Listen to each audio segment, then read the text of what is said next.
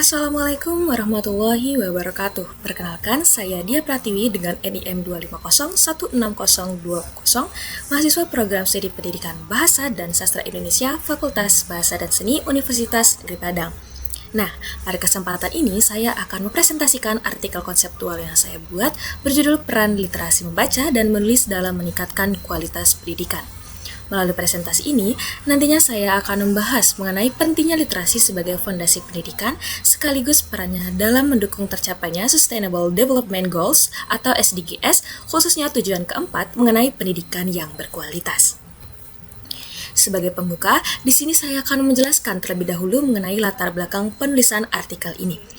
Saat ini, pastinya teman-teman juga sudah mengetahui mengenai kemampuan literasi yang masih menjadi tantangan besar di berbagai negara, termasuk Indonesia. Berdasarkan berbagai laporan internasional, lebih dari 770 juta orang dewasa di dunia masih belum memiliki kemampuan membaca dan menulis secara memadai. Selain itu, capaian Indonesia dalam asesmen internasional seperti PISA maupun asesmen nasional masih berada di bawah rata-rata negara OECD. Kondisi tersebut pastinya menunjukkan bahwasannya penguatan literasi masih menjadi pekerjaan rumah yang harus terus diperbaiki apabila Indonesia ingin mewujudkan pendidikan yang berkualitas sesuai dengan SDGs tujuan keempat. Lalu, mengapa literasi menjadi begitu penting? Nah, jadi literasi itu bukan hanya sekedar kemampuan mengenali huruf ataupun membaca teks semata. Lebih dari itu, literasi merupakan kemampuan memahami, menganalisis, menginterpretasikan, hingga mengomunikasikan gagasan secara kritis. Menyadari pentingnya hal tersebut, pemerintah meluncurkan gerakan literasi sekolah melalui Permendikbud nomor 23 tahun 2015 sebagai salah satu upaya meningkatkan budaya membaca di lingkungan pendidikan. Selain itu, kurikulum Merdeka juga memberikan ruang yang lebih luas bagi guru untuk mengembangkan pembelajaran yang mampu memperkuat kompetensi literasi peserta didik. Nah, untuk tujuan penulisan artikel ini sendiri, yaitu artikel ini disusun dengan 4 tujuan utama.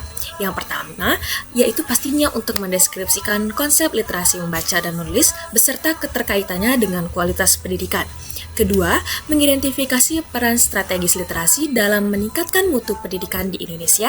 Ketiga, menganalisis tantangan dan peluang implementasi program literasi di era digital. Dan yang terakhir, untuk merumuskan rekomendasi konseptual yang dapat menjadi masukan bagi berbagai pemangku kepentingan dalam mencapai target SDGs tahun 2030. Nah, yang selanjutnya kita masuk pada konsep literasi membaca. Literasi membaca merupakan proses aktif yang melibatkan kemampuan berpikir untuk membangun makna dari suatu bacaan. Nah, dalam proses ini, pembaca tidak hanya mencari informasi secara tersurat, tetapi juga mampu menemukan informasi secara tersirat, menarik kesimpulan, serta mengevaluasi isi bacaan secara kritis. Berbagai penelitian menunjukkan bahwasanya kemampuan membaca memiliki hubungan yang sangat erat dengan prestasi belajar siswa. Oleh karena itu, kemampuan membaca juga menjadi salah satu fokus asesmen kompetensi minimum atau AKM. Semakin baik kemampuan membaca seorang, maka semakin kaya pula kosakata dan pengetahuannya yang nantinya akan mendukung kemampuan menulis. Selain membaca, pastinya kemampuan menulis juga merupakan bagian yang tidak dapat dipisahkan dari literasi. Literasi menulis merupakan kemampuan menuangkan gagasan secara runtut, logis, dan juga komunikatif. Proses menulis dimulai dari merencanakan ide, mengorganisasikan isi tulisan, mengembangkan gagasan, hingga melakukan penyuntingan. Menariknya, membaca dan menulis memiliki hubungan yang saling menguatkan atau bersifat resiprokal. Semakin sering seorang membaca, maka semakin mudah ia menghasilkan tulisan yang baik. Dan begitu pun sebaliknya, kegiatan menulis juga membantu seseorang memahami bacaan secara lebih mendalam. Setelah memahami konsep literasi, selanjutnya kita melihat bagaimana perannya dalam meningkatkan kualitas pendidikan. Yang pertama dapat kita lihat bahwasanya di sini literasi merupakan fondasi utama seluruh proses pembelajaran.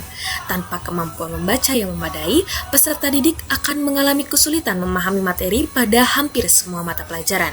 Kedua, literasi berkontribusi dalam membentuk karakter dan kompetensi abad ke-21 seperti berpikir kritis, kreatif, komunikatif, kolaboratif, serta memiliki empati terhadap lingkungan sosial. Dan yang ketiga, literasi merupakan salah satu prasyarat penting untuk mencapai target SDGs tujuan keempat mengenai pendidikan yang berkualitas.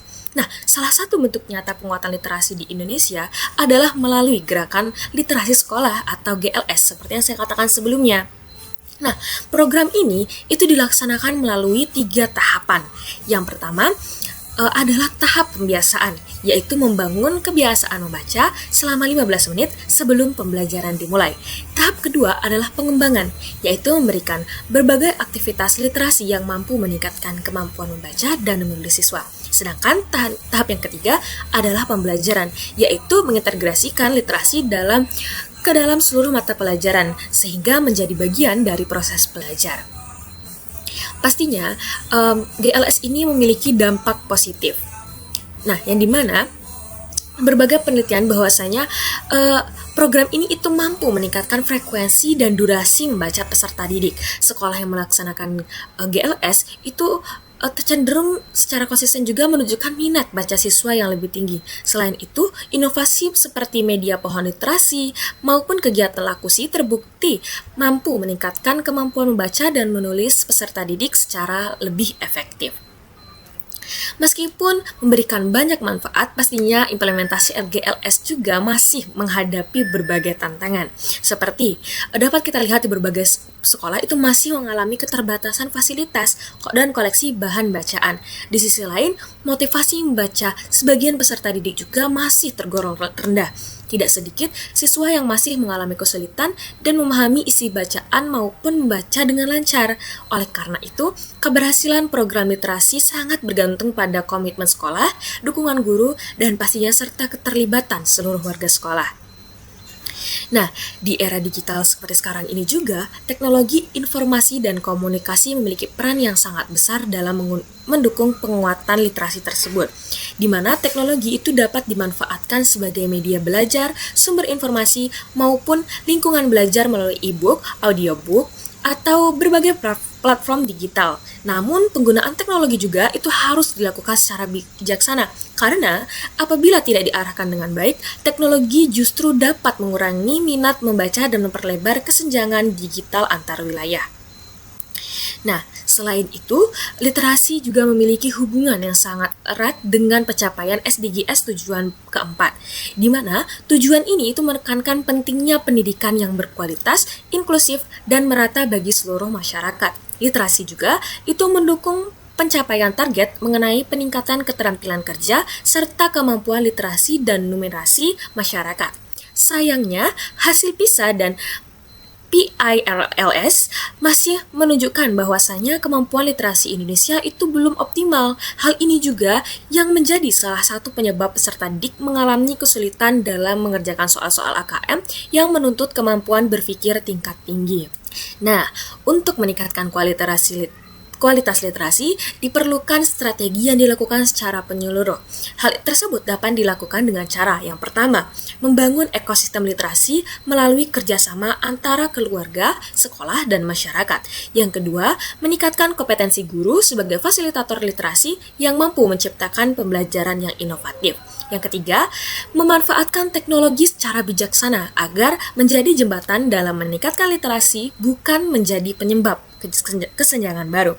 Dan yang terakhir, pastinya melakukan evaluasi secara berkelanjutan melalui data AKM maupun asesmen lainnya agar setiap kebijakan benar-benar didasarkan pada kebutuhan nyata di lapangan. Nah, dari pemaparan saya tersebut dapat disimpulkan bahwasanya membaca dan menulis merupakan fondasi utama dalam seluruh proses pendidikan. Literasi tidak hanya meningkatkan kemampuan akademik, tetapi juga membentuk karakter, kemampuan berpikir kritis, dan kesiapan menghadapi tantangan abad ke-21. Gerakan literasi, sekolah juga dapat memberikan dampak positif maupun masih memerlukan berbagai penyempurnaan. Selain itu, perkembangan teknologi dan implementasi kurikulum merdeka memberikan peluang yang besar untuk memperkuat budaya literasi apabila dimanfaatkan secara tepat. Oleh karena itu, penguatan literasi menjadi salah satu langkah penting dalam mewujudkan pendidikan yang berkualitas sesuai dengan target SDGs tahun 2030. Berdasarkan hasil kajian ini, terdapat rekomendasi yang dapat dipertimbangkan. Yang pertama, bagi pemerintah, sangat perlu dilakukan penguatan regulasi gerakan literasi sekolah, pemerataan akses bahan bacaan, serta pembangunan infrastruktur digital, terutama di daerah 3T.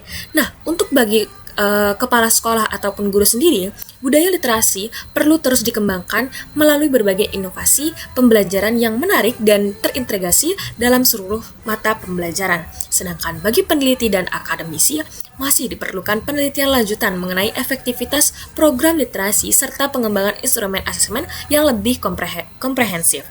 Dengan adanya kolaborasi dari seluruh pihak, diharapkan kualitas literasi masyarakat Indonesia dapat terus meningkat sehingga tujuan pembangunan berkelanjutan di bidang pendidikan dapat tercapai. Demikian presentasi yang dapat saya sampaikan mengenai peran literasi membaca dan menulis dalam meningkatkan kualitas pendidikan. Semoga pemaparan ini dapat memberikan gambaran mengenai pentingnya literasi sebagai fondasi utama dalam membangun sumber daya manusia yang berkualitas serta dapat mendukung tercapainya SDGs tujuan keempat. Terima kasih sebelumnya, dan apabila terdapat kekurangan dalam penyampaian maupun isi presentasi ini, saya mohon maaf. Akhir kata, wassalamualaikum warahmatullahi wabarakatuh. Terima kasih.